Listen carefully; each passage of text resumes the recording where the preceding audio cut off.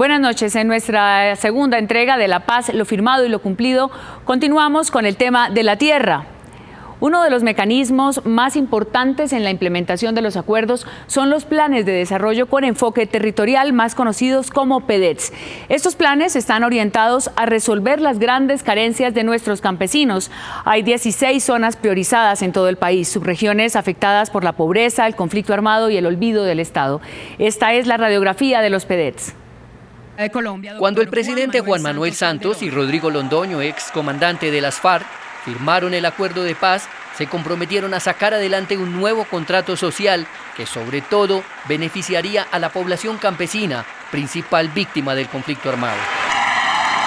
Han pasado más de 3 años de la firma del acuerdo. En materia de tierras se trazó un plazo de 15 años para erradicar la pobreza extrema en el campo y la reducción de la desigualdad. Para este punto, conocido como la Reforma Rural Integral, se crearon los planes de desarrollo con enfoque territorial, PEDETs. De corazón, los invito a todos a montarse en el bus de los PEDET. En una reunión reciente que convocó a los alcaldes y gobernadores de las zonas priorizadas, Juan Carlos Zambrano, director de la Agencia de Renovación del Territorio, dijo que el bus PEDET tiene sus recursos garantizados. Recursos que durante el gobierno del señor presidente Iván Duque ha asignado más de 1.7 billones de pesos. Pero desde el Comité Técnico de Seguimiento a los Acuerdos piensan que esa es precisamente una de las preocupaciones.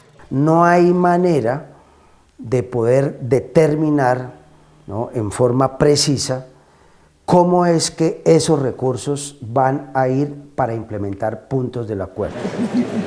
Para los miembros del partido FARC, el hecho de trasladar a los alcaldes la responsabilidad de ejecutar esos planes de desarrollo es un error del gobierno Duque.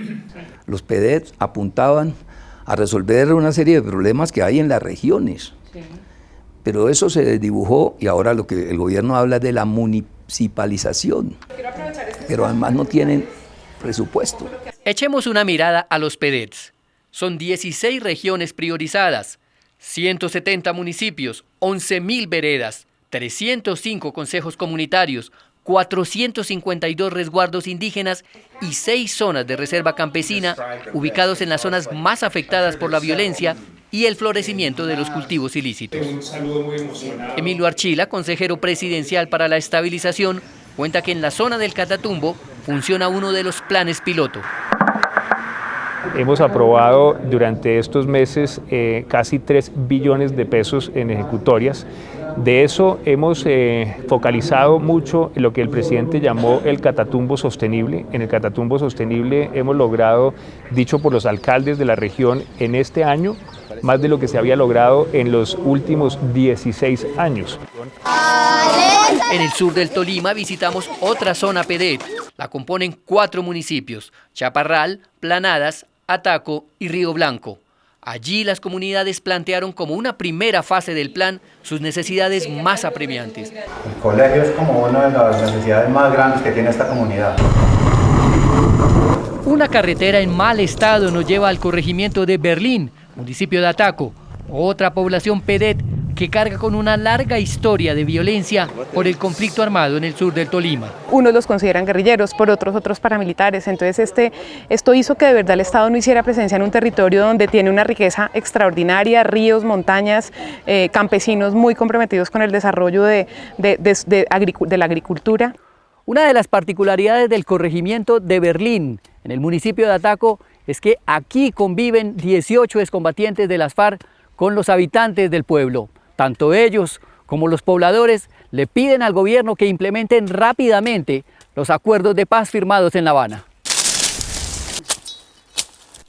Entre ellos Benjamín Gutiérrez.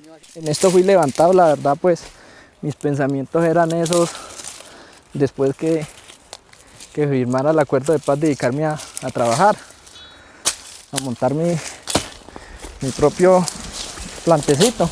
Pero siembra su café en un lote prestado y sigue esperando las tierras para adelantar su proyecto productivo.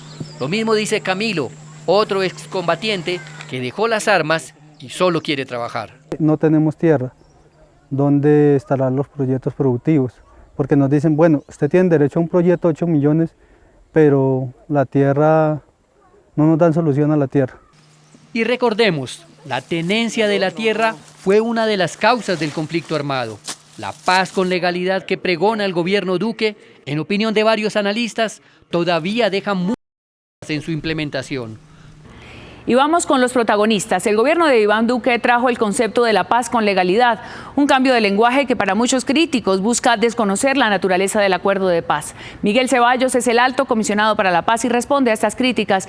Advierte que no tienen duda del mandato constitucional de cumplir el acuerdo y lograr la reconciliación. Estamos haciendo un corte de cuentas. La paz, lo firmado y lo cumplido en un país que está con la expectativa de qué es lo que viene ahora. Bueno, el presidente Iván Duque Márquez ha sido muy claro en la voluntad de la implementación de un acuerdo, pero ha sido aún más claro de considerar el tema de la paz y la política de paz como una simbiosis, como un matrimonio necesario entre justicia y seguridad. Y en ese sentido, la Oficina del Alto Comisionado para la Paz tiene también otros dos encargos: trabajar en el fortalecimiento de la legalidad y el más importante de todos, el de la convivencia. La palabra paz, la palabra reconciliación, ¿existen en los documentos oficiales de este gobierno? No solamente los documentos oficiales de este gobierno, es que este gobierno tiene una política que está compuesta por unas reformas constitucionales a través de las cuales se implementa el acuerdo de paz. Y uno de los componentes, si usted analiza los PDETs, los planes de desarrollo con enfoque territorial, tienen uno de sus pilares, reconciliación.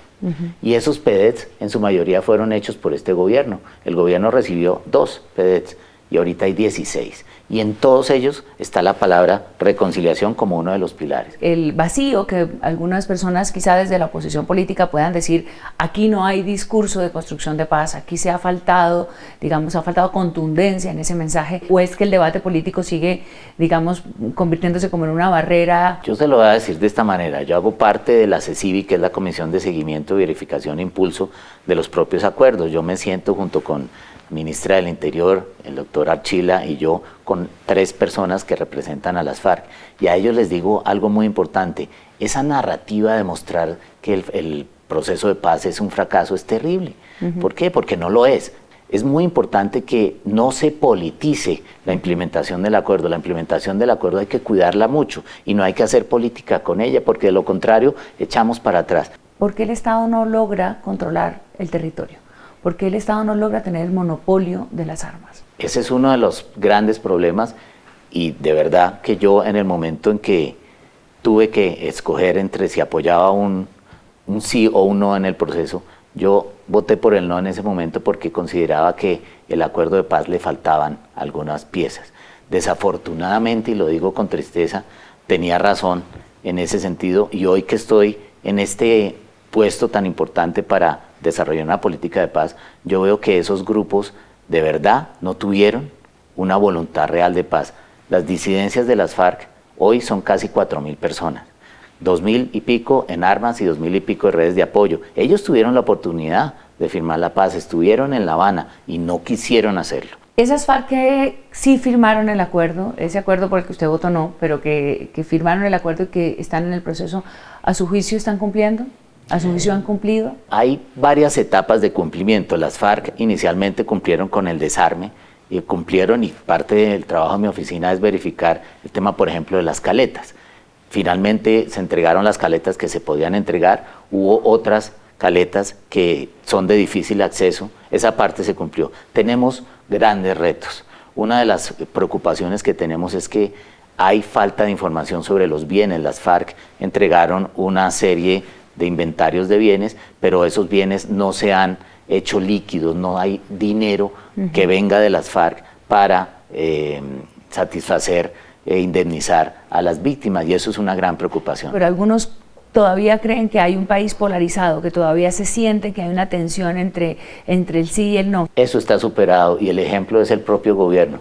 La mayoría de nosotros votamos por el no y estamos implementando con todas las ganas y la buena voluntad los acuerdos. Comisionado, muchas gracias. A usted muchas gracias. Pablo Catatumbo estuvo casi 40 años en las FARC, hoy es senador de ese partido.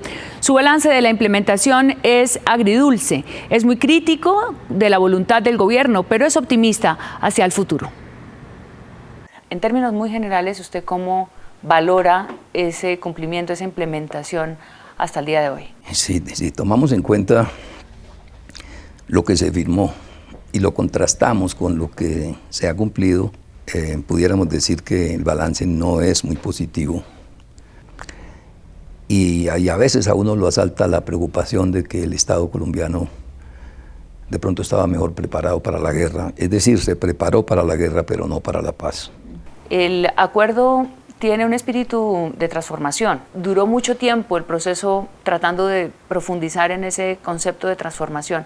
Hoy en día, ¿eso es lo que le falta al lenguaje? ¿Eso es lo que le falta, digamos, a la voluntad política? El gran problema que ha habido y que hubo durante todos los procesos de paz es que nosotros hablábamos lenguajes diferentes. Eso se lo dijimos al presidente Santos.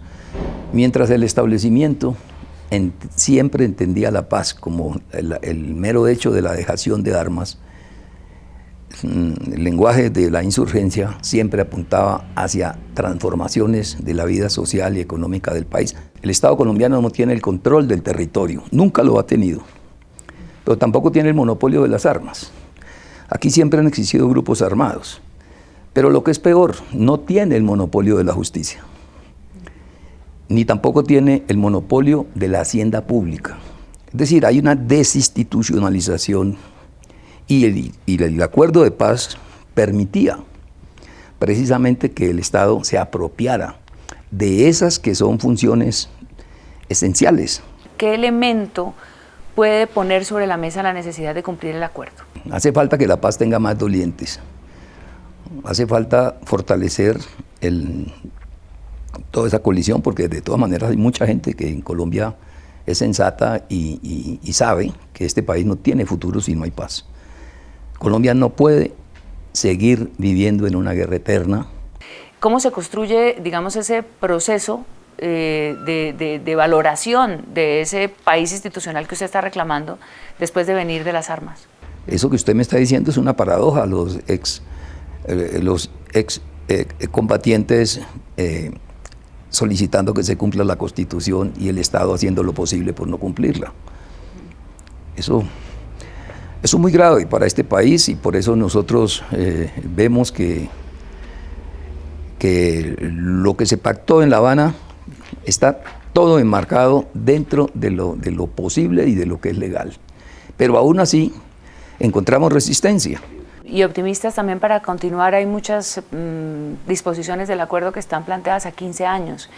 ¿Tienen ustedes esa paciencia, esa mirada de horizonte de futuro? Sí, por supuesto, nosotros estamos comprometidos a que este acuerdo tiene que cumplirse y para eso contamos con el respaldo no solamente de la opinión democrática que tiene este país, sino con la voluntad y el deseo yo creo que es la inmensa mayoría del pueblo colombiano que quiere la paz. Mañana en la tercera entrega de nuestro especial La Paz, lo firmado y lo cumplido, vamos a ver el tema relacionado con las víctimas, el sistema de verdad, justicia y reparación. Buenas noches.